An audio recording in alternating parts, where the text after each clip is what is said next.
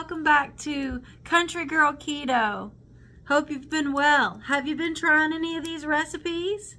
They sure are delicious. Tonight we're making keto pizza. The dough is made with half a cup of mozzarella cheese shredded, 2 tablespoons of cream cheese, 1 large egg beaten, and 3/4 cup of almond flour. This is gluten-free, low carb, and very delicious.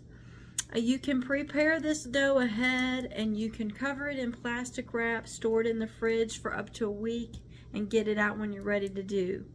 What we're going to do is preheat the oven now to 425 degrees, and I'm going to go ahead and line my baking sheet with parchment paper. That way this crust, because it's made with cheese, can stick to your pizza pan or pizza stone, and you really don't want that mess. The first time that I made this, I had that mess, and I had to take a spatula and scrape up underneath just to get it to come off. But I've learned that the parchment paper works well and it doesn't stick. So let's get started. Okay, so over here at my food processor, I'm going to put in the 3/4 cup of the almond flour and the 1 egg that's beaten up. And I'm going to mix this well.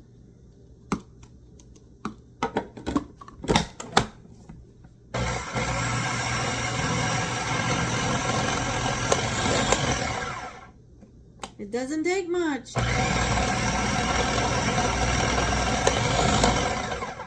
And then what I have to do is I have to take the half a cup of shredded mozzarella cheese with the 2 tablespoons of cream cheese. I'm going to mix that together. Make sure I get all that out. Perfect. It's all in this bowl, and I have to microwave this roughly 20 seconds and then stir it and do it again until all that cheese is nice and melted. I microwaved the mozzarella and the cream cheese together, and then I stirred it, and I did it again, probably 30 seconds actually for the second time. But look at this consistency. You're wanting it to look like... Okay, so in the last video, something happened to the space in my phone. I am so sorry.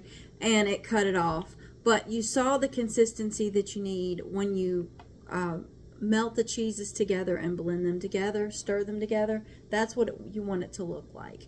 Then I put it over in the food processor with the flour and egg that we blended up. And now I have got a very nice formed dough. And I'm going to take this dough over here to the pizza pan that has the parchment paper on it, because we don't want this to get stuck to the pizza pan, right? And then I'm going to form it. So this is the dough. I've kind of rolled it all up in a ball. I'm going to put it down here on my parchment paper. It is sticky, so I recommend putting just a little bit of avocado oil or olive oil, whichever one you have. Put it on your hands and roll all of that dough in a ball because it is sticky. Matter of fact, I'm going to put a little bit of the oil I have. And I've been using avocado oil. I've been reading up that it's very healthy for you. We have olive oil that we use as well. But I've been hearing good things about this avocado oil. And now I'm just going to roll out the dough. You ever made homemade pizza before? It's fun. You can put the toppings you want on it.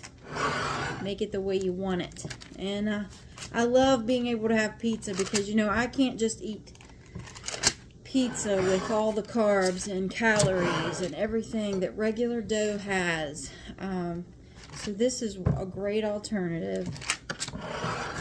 So I'm just going to roll all this out. When it's ready, I'll see you back here when it's ready. I've already gotten all this pressed out. The crust is not going to rise too much. It is going to be a thin crust, but it's a very delicious taste to it. If you've ever tried the cauliflower crust they have out there, I'm just not a fan. I don't really like the flavor. But this, with the cheese and everything together, it tastes really well. So my oven is ready for 425, and I'm going to bake this before we put our toppings on it, you have to bake this. So you have to bake it for about 6 to 8 minutes. But before you do that, you need to take a fork and you need to poke a few holes here in this crust. It's got to breathe. This keeps it from bubbling up, and we don't want that. So just poke a few holes in here.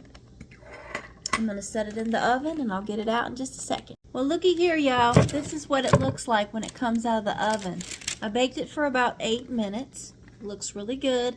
Nice golden, crispy. And now I'm just going to put my toppings on it. Alright, so as you can see, I've already put a little bit of sauce on it, and then I've gone ahead and done some pepperoni, green peppers and onions, and then on the top I'm just going to put some mozzarella cheese.